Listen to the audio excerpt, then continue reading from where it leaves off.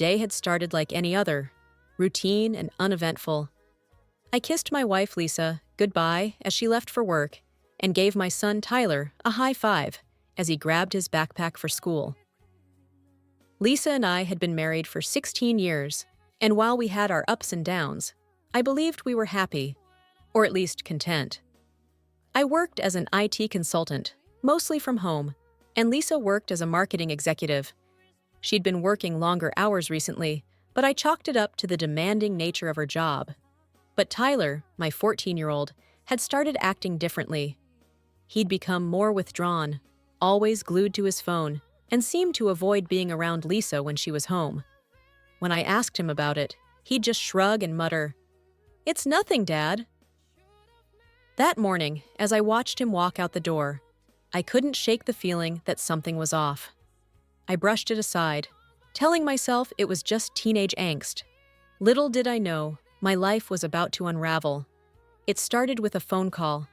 Around midday, Lisa's mother called, her voice shaky. "You need to come over right now," she said. "Is everything okay?" I asked, my stomach tightening. "Just come over," she insisted. I arrived at Lisa's parents' house to find her mother pacing in the kitchen.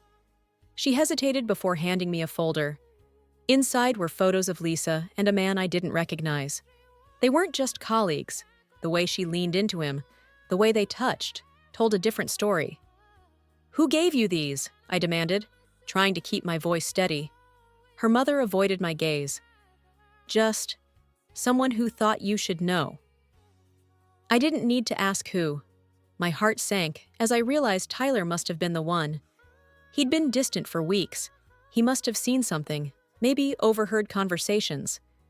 The weight of betrayal was suffocating. How long had this been going on? How many lies had she told me?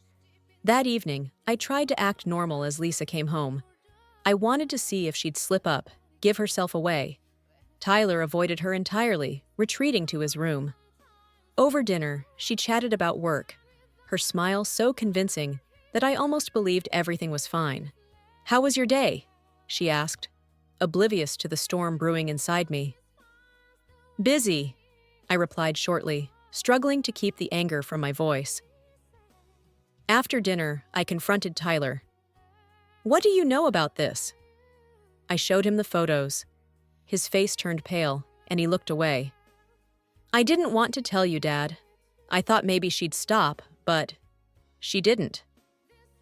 "How did you get these?" "She's been texting him, Dad. I saw it on her phone once, and last week, when you were out of town, he came over. I took the pictures." My heart broke for Tyler. No child should have to carry that kind of burden. I hugged him tightly. "Thank you for telling me. You did the right thing." The next day, I stayed home, waiting for Lisa to leave. As soon as she was gone, I went through her things, her phone, her emails. The evidence was all there. Explicit messages between her and her boss, plans for weekends away under the guise of work trips, even discussions about keeping Tyler quiet. By the time she came home that evening, I was ready. I confronted her as soon as she walked through the door. "How long?" I asked, throwing the photos on the table. Her face turned ashen. "Where did you—" "How long, Lisa?" I roared.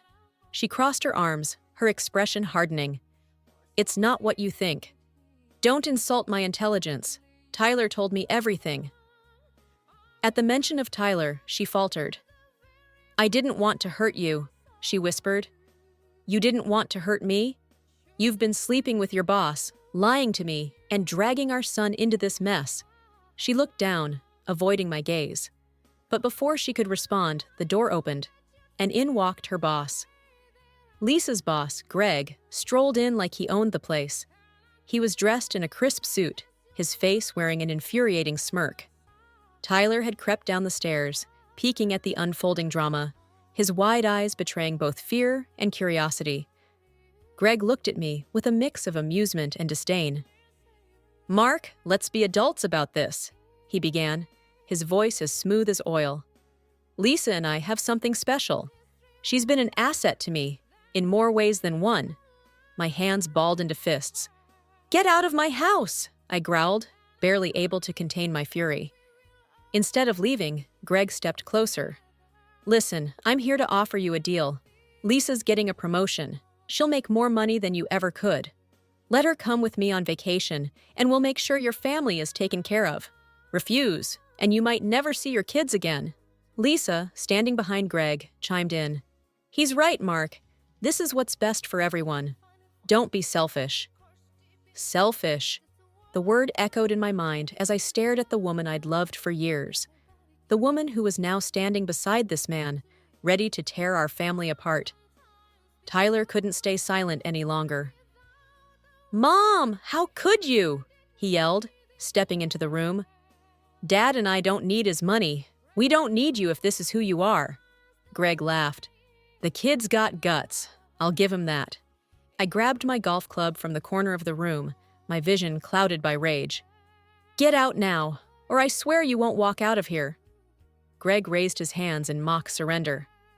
All right, no need for violence. Lisa, let's go. But before they could leave, my mother stepped in. You're not going anywhere, she said, her voice trembling but firm. You've done enough damage. The room felt like it was on the verge of imploding, the tension so thick it was suffocating. Greg looked amused. Lisa looked defensive, and Tyler stood by my side, shaking with anger. My mother, small but resolute, held her ground as if she could physically bar them from leaving. Greg's smirk deepened as he stepped toward my mother. Ma'am, I suggest you move out of the way. Lisa and I have plans, and we don't want to be late. But my mother didn't budge. Her trembling hands pointed at Greg. You think you can buy respect, break a family, and walk away unscathed? Not in my house. Lisa shifted uncomfortably. Mom, don't make this harder than it needs to be. Harder? My mother's voice cracked, her frustration boiling over. You're throwing away your marriage and your son's respect for this man? Have you lost your mind, Lisa? Greg rolled his eyes. This is getting tedious. He grabbed Lisa's arm, but before he could take another step, Tyler sprang into action. Leave her alone, Tyler yelled, his voice breaking with rage. He grabbed the nearest object, a heavy paperweight, and hurled it at Greg. It missed by inches, crashing into the wall. Greg flinched, the smugness evaporating from his face. That's enough, he barked. But Tyler wasn't done. You're nothing but a coward, Tyler shouted, tears streaming down his face. You think you can walk in here and take over our lives? You're wrong. My dad's better than you'll ever be. Greg turned to me, his tone icy. You'd better get your kid under control, or I will. That was the last straw. I stepped between Greg and Tyler, gripping my golf club so tightly my knuckles turned white. You're done here, I said, my voice low and steady. If you don't leave now, I won't be responsible for what happens next. Greg hesitated, clearly debating whether his arrogance was worth the risk. Finally, he scoffed. This isn't over, he said, glaring at me before turning to Lisa. You know where to find me. Lisa looked torn, her gaze darting between Greg and me. Lisa, I said, my voice shaking, if you walk out that door with him, don't bother coming back.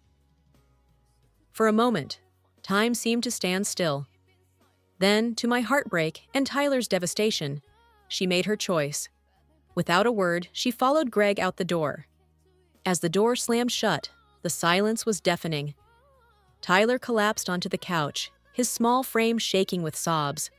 My mother sat beside him, wrapping her arms around him, while tears filled her own eyes. I felt hollow, as though Lisa had taken a part of me with her when she left. But I couldn't afford to crumble. Tyler needed me more than ever. Dad, he whispered, his voice muffled against my mother's shoulder. Why wasn't I enough for her to stay? The question pierced through me like a knife. I knelt in front of him, forcing him to meet my eyes. This isn't about you, Tyler. It's about her. She made a selfish choice, and it has nothing to do with you or your worth. You're the best thing in my life, and I'll always be here for you. My mother chimed in, her voice gentle but firm. We'll get through this together. You're not alone, Tyler. As the days passed, my heartbreak gave way to determination. Greg thought he could waltz into my life and destroy my family without consequences. He was wrong. Tyler, resilient despite his pain, surprised me one evening with a folder of documents. "Dad, I've been doing some research," he said, a glimmer of hope in his eyes. "What's this?" I asked, flipping through the papers. "It's everything I could find about Greg, his business dealings, his shady transactions.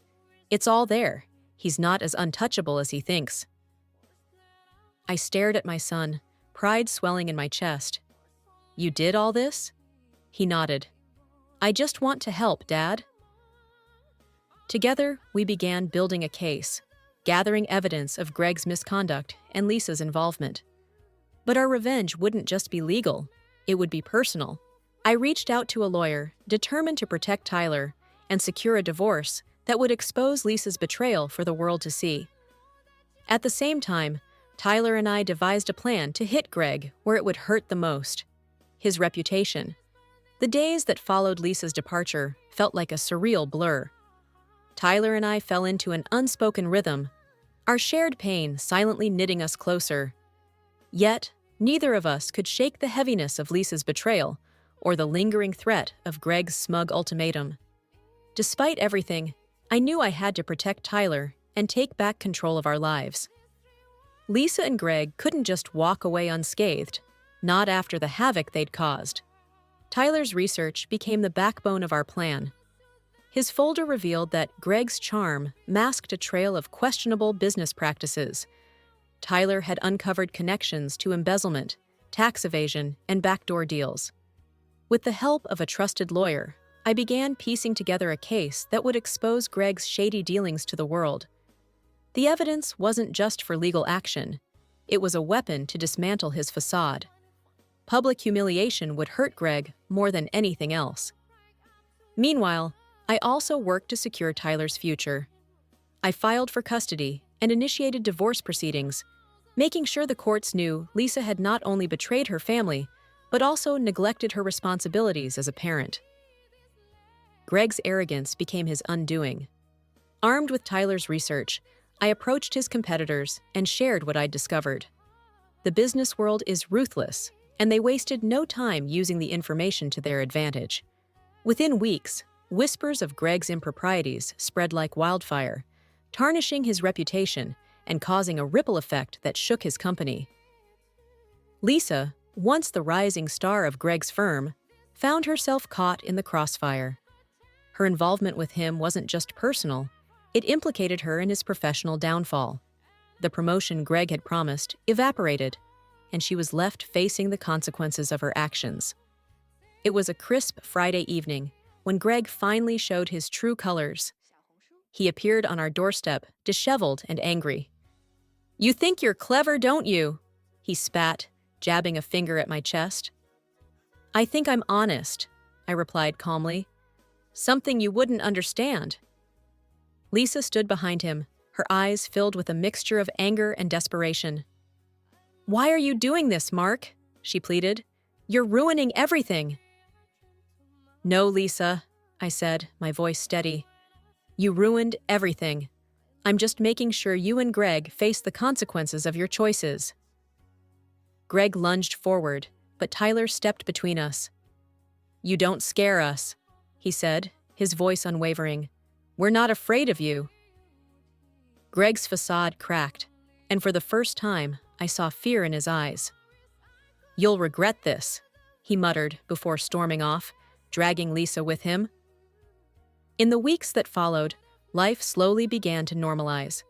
Greg's career was in shambles, and Lisa, now jobless and estranged from her family, reached out, begging for forgiveness. But Tyler and I had moved on. We didn't need Lisa or the chaos she brought into our lives. Together, we built a new routine, one filled with mutual respect and understanding. On a quiet Sunday morning, Tyler and I sat on the porch, enjoying the calm. "We did it, Dad," he said, a small smile tugging at his lips. "We did," I agreed, ruffling his hair. It wasn't the life I'd envisioned, but it was ours. A fresh start, free from lies and deceit. Betrayal can break you, but it can also teach you who truly matters. For Tyler and me, it was a lesson in resilience, trust, and the unbreakable bond between a father and son. Our journey wasn't just about survival. It was about reclaiming our power and rebuilding a life worth living. Thank you for watching, and if you haven't subscribed my channel yet, please do so and press the notification bell. This way, you'll stay updated with more shocking real-life stories.